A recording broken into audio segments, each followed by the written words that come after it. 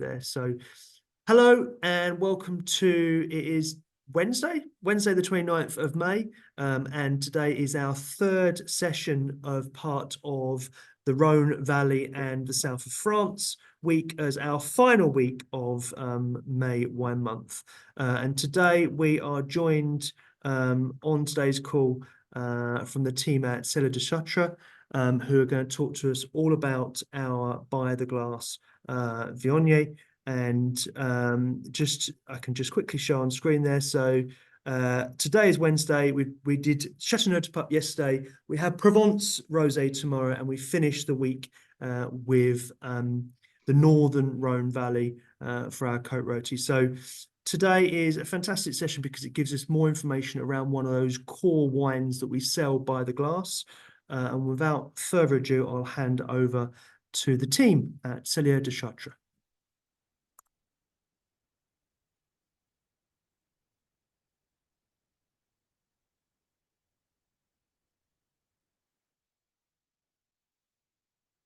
Hello, everybody. Hello. Do you hear me? Yes, perfect. Thank you. Yes. Okay. So thank you very much for being here for this session. So my name is Stephanie. I represent today Cellier de Chartreux team.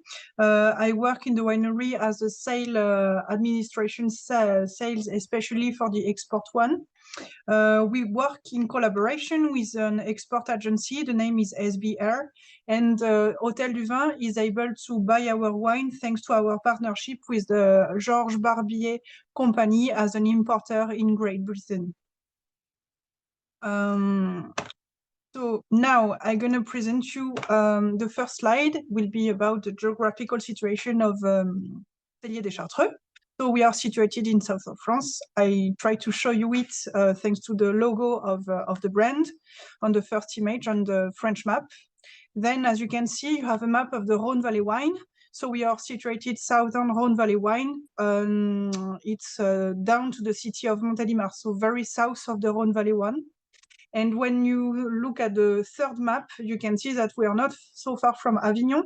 We are 15 kilometers from this city. It means we are also in the region of Provence, so just in between Rhône and Provence and southern Rhône Valley, in the village of Pugeot, more precisely. Is that right for you? So now I'm going to give you some key points about Cellier de Chartreux winery. So the estate has been created in 1929. The vineyard surface is a total of about 800 hectares, knowing that 300 hectares are classified in Rhône AOP. It includes the wine of Côte-du-Rhône, Lirac, and Tavel AOP. And 500 hectares are classified in IGP classification. I will give you more explanation and information about the differences between IGP and AOP Rhône in the next slide. Cellier de Chartreux is a community of 77 farmers, knowing that 65 of these farmers are labeled HVE. It's a certification which means high environmental value.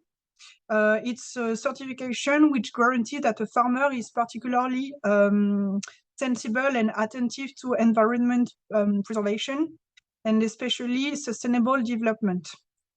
It includes a system of rules to restrict or to avoid any pressure on the environment. For example, avoiding to use any chemical products in the way of vine growing. In Cellier de Chartreux, we produce a very large range of wine. It's a very luck to be able to have this large type of wines. We are able to produce Rhône AOP wine, some IGPs, and we have also a beautiful range of single grapes, same as the Viognier Île Blanche you serve by the glass in Hôtel du Vin. Concerning the production, in Côte-du-Rhône appellation, we produce around 700,000 bottles per year, and we make around 2.8 million bottles of IGP wines. It includes the single grape range. And then we are engaged between authenticity and creativity because we like to use as traditional as innovative techniques of winemaking processes. For example, we prefer to use more traditional winemaking processes to get fine and fresh wine, and also to highlight the varietals and the terroir typicities. And in another side, we prefer to have more modern techniques to get new wine styles, same as we can do for the wines bottles you can see on the picture of the slide for the cat range, the Rhône 1 and the 3 bottles of the cats. Then Cellier des Chartreux is particularly recognized for the production of the Viognier varietals. Indeed, the terroir where we work and the winemaking we do is particularly well adapted for the Viognier varietals. That's why we promote this know-how through 2 cuvées, the Viognier Blanche you serve in Hôtel du Vin, and also another Viognier single grape, which is called the 1612. This one is aged in oak barrel, so it's again a different winemaking process, but always through the Viognier variety, which is our specialty. Then, so I just told you before that I will give you some more precise information for you to make better the difference between the IGP system and the AOP system. So we work through 2 IGPs, one is called IGP GAR, the other one is called IGP OC. So it's IGP mean protected geographical indication. It's a classification which is an easier way to classify a wine area, and it promotes larger wine areas compared to the AOP system. The IGP system allows us to be more creative because, for example, it allows us to plant and to work with varietals which are not part of the Rhône AOP list of the variety we are able to plant. It's the case for the Cabernet Sauvignon or the Merlot, for example, as we also produce in Cellier des Chartreux. Then, concerning the Viognier Blanche, it's a single grape, and this single grape of Viognier is possible to be produced through the IGP system, but not through the AOP Rhône rules. So for us, the IGP system is very interesting and very promising. Then, concerning the AOP Rhône system, it's completely different because for this system, the rules are very stricter, more restrictive. For example, they impose rules about the blend. In the blends, we have to use Grenache with a minimum of concentration in the blend itself. And the Rhône AOP is a very precise system of classification. We have 4 levels of appellation. The first one is called Côte du Rhône. On the label, as you can see of the example with our cuvée Côte du Rhône Chevalier d'Antel, you'll see only the Côte du Rhône appellation. Then the second level is stricter and more precise area. So it will be called Côte du Rhône Village without naming the city. For example, on the label 2, the cuvée Saint-Véridon, as you can see, it's written only Côte du Rhône Village. That's all, without any village name after. And then the third level, so again stricter, again more precise, it's called AOP Côte du Rhône Village plus the name of the village. You have to name then the name of the origin of the grape. So for example, we have our cuvée Clan des Loups. The AOP is called Côte du Rhône Village, Saint-Gervais, as it's written also on the picture. And then the fourth level, the strictest one and the cherry on the cake, as we can say, it's called the cru, C-R-U. It's when we name only the city of origin of the grapes. So it's the case, for example, for AOP Lirac, AOP Tavel, or again, a very famous one, AOP Châteauneuf-du-Pape. So that's all for the information about the AOP and IGP. So now I present you some points about our viticultural and vinification philosophies in Cellier des Chartreux. So thanks to our 77 farmers, we are able to produce and grow a large type of grapes on different types of soils, what we name the terroir.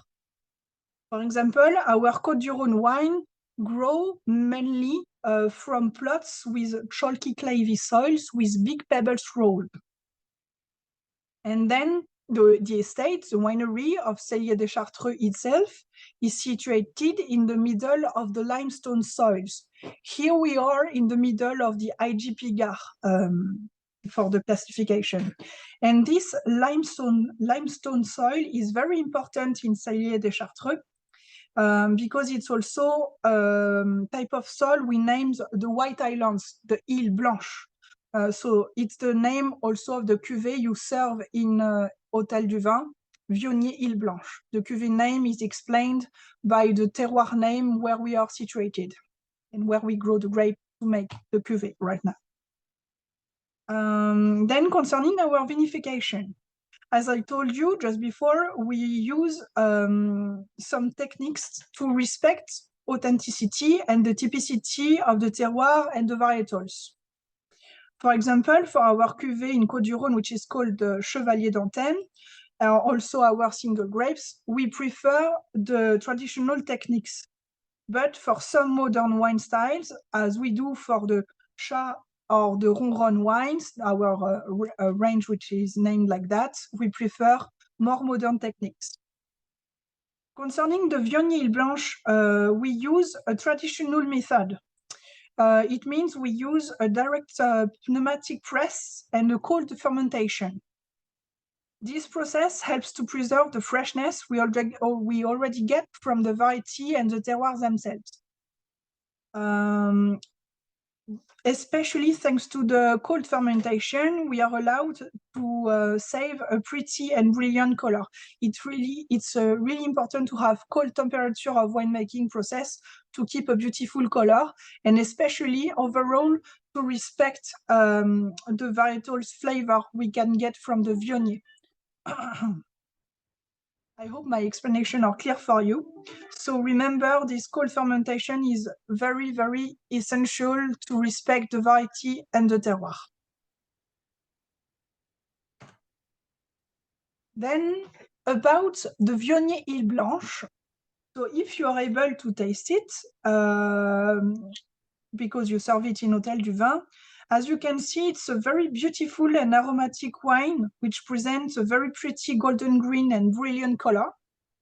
The flavor we can smell and taste are very, very fresh and very expressive. This is very interesting to taste. The wine itself reveals aromas of white flowers, honey, peach, apricots, which are very, very typical from the variety of the Vionnier itself. It's a very common flavor from the Vionnier. Then the whole wine style is very elegant and very pleasant. It's a white wine which is very enjoyable by itself, for example, for an aperitif, but it's also a perfect companion for food. For example, for the wine pairing ideas, the Vionnier Îles Blanches can easily accompany white meats with sauce, grilled white fishes, some meals with vegetables, or some salads for the summer season. Then I chose some classical British recipes to accompany the Vionnier Îles Blanches. And as some examples, I can give you the hominy pie, a Cornish saffron cake, or again a fish and chips with a tartare sauce you serve with French fries. It's very delicious because thanks to these pairings, the wine won't be disturbed by the meal, and on the contrary, the meals also is well balanced with the Vionnier, thanks to his typical flavors and his freshness, which is very important for this wine. And then for more traditional ideas of pairings, I can suggest a salmon papillote, which is cooked in a oven with olive oil, a lemon slice, and a thyme branch. Or again, a goat cheese on a bread, on a grilled bread. You will put an olive oil drizzle and some rosemary. Here in south of France, we really like to pair white wine with goat cheese, especially in the region where we are in Cellier des Chartreux in Peugeot, because we have many farmers with goats and so many goat cheese production. And the goat cheese is very nice to pair with white wine, especially with Viognier, again, to recall the fresh flavors, the fineness of the wine, and the fruity flavor and the flower flavor you can have thanks to the Viognier Ile Blanche.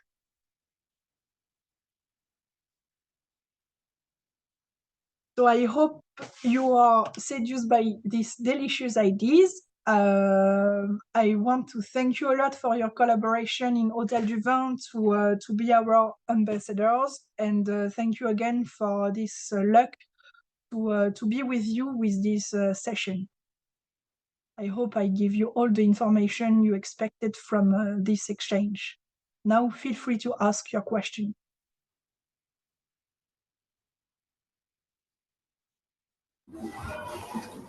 Thank you very much, Elena. Sorry, it's Martin speaking. I think Richard had another call, so I'm going to just ask everyone, as Elena said, if there are any questions just now before we wrap it up. Please do ask. If no, you can just put it in chat, and obviously we can answer, or Elena can answer now, or we can then just send the responses later on. But yeah, I'll give it a minute or two if you want to ask anything.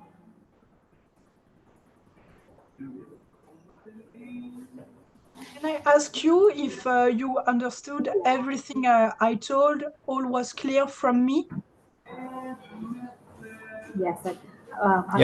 Sorry, I'll speak for myself, but it was very clear, very, very good. Have to say it's really lovely Viognier, and can't get enough of it. So thank you very much for producing such a nice wine.